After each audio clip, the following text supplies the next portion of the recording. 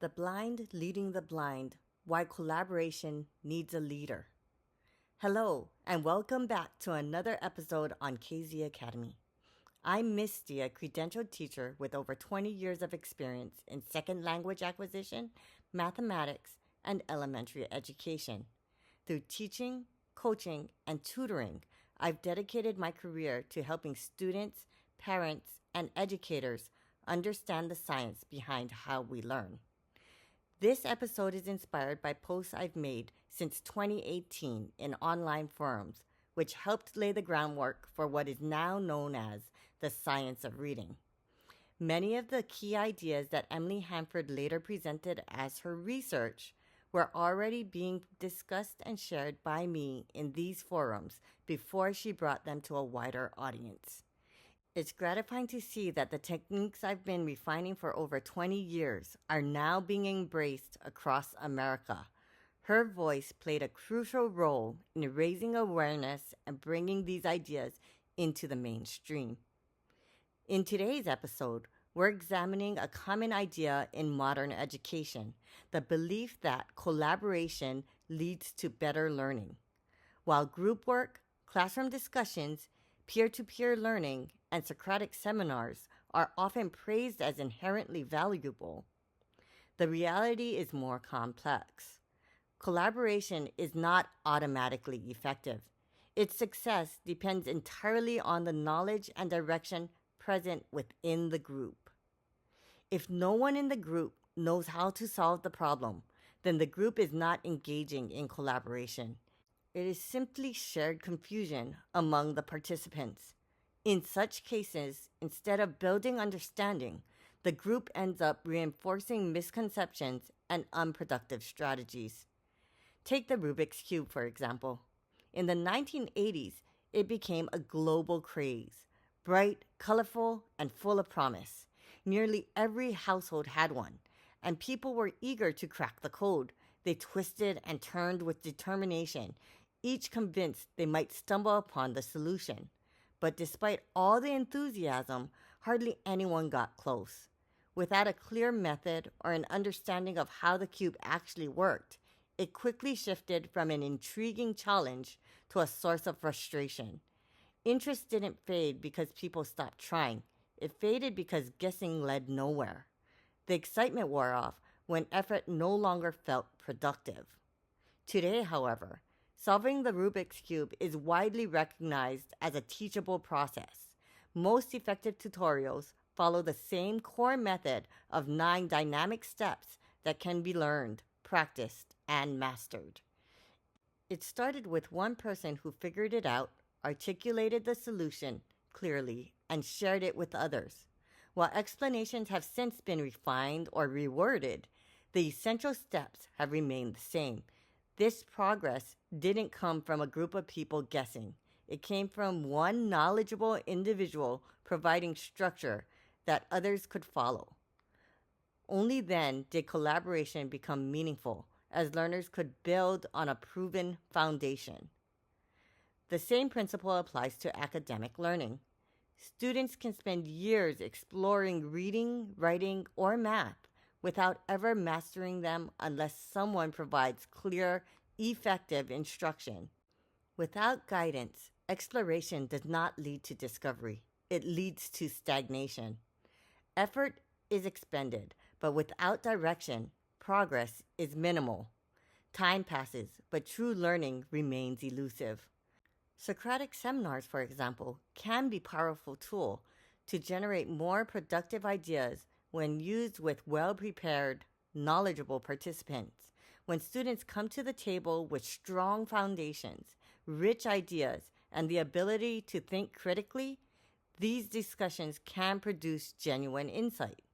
Unfortunately, popular instructional methods like Socratic seminars often fall short when no one in the group has a solid understanding of the topic. These methods can quickly become ineffective when participants lack the necessary knowledge and preparation. In classrooms where foundational knowledge is missing, discussions tend to devolve into aimless debate. Ideas are shared, repeated, and agreed upon, not because they are correct, but because no one in the group has the background to challenge them. The loudest voices, who may sound confident but lack substance, tend to dominate the conversation, and consensus is reached, not through the pursuit of truth, but because of a shared misunderstanding.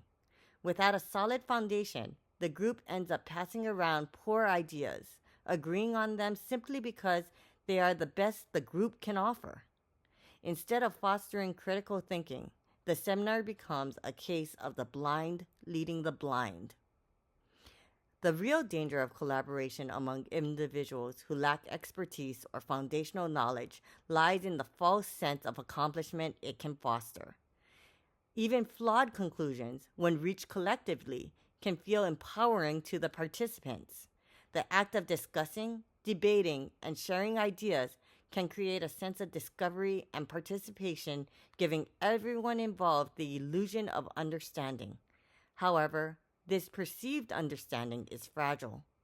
When these ideas are put to the test, whether through practical application or further analysis, they often fall apart.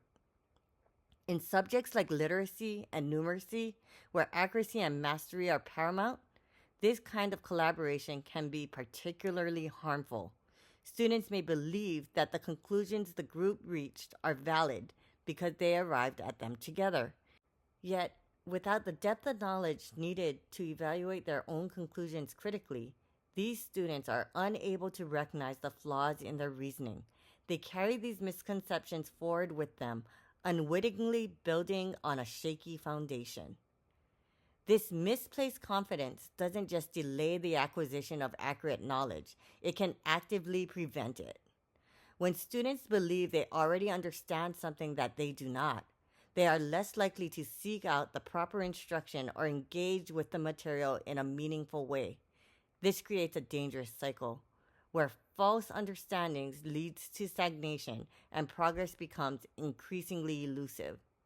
Collaboration can be valuable, but only when participants bring genuine expertise or guidance to the table.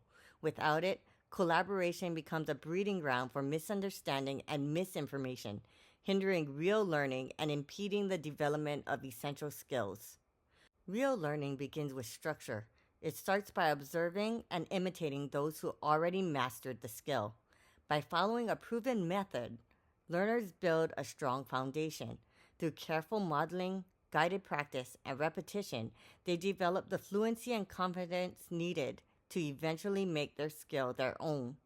Over time, as they become more proficient, they can add their own flair, personalizing the method while staying grounded in the core principles. This process ensures that innovation is built on a solid, reliable foundation. Practical tips and resources. In upcoming episodes, we'll explore practical strategies for effective reading instruction. But if you're eager to get started now, check out my Learn to Read Teacher's Manual, Volumes 1 and 2, and the Student Learn to Read and Write Journal. These resources offer a clear, systematic path for teaching letter recognition, phonics, and blending, like having your very own leader for reading instruction. Now, back to the conclusion. Remember, the next time someone praises collaboration as a beneficial teaching method, that it is not inherently effective. Collaboration does not guarantee meaningful insights or productive outcomes on its own. True collaboration only succeeds when at least one participant brings the substantial knowledge, clear structure, and purposeful direction to the group.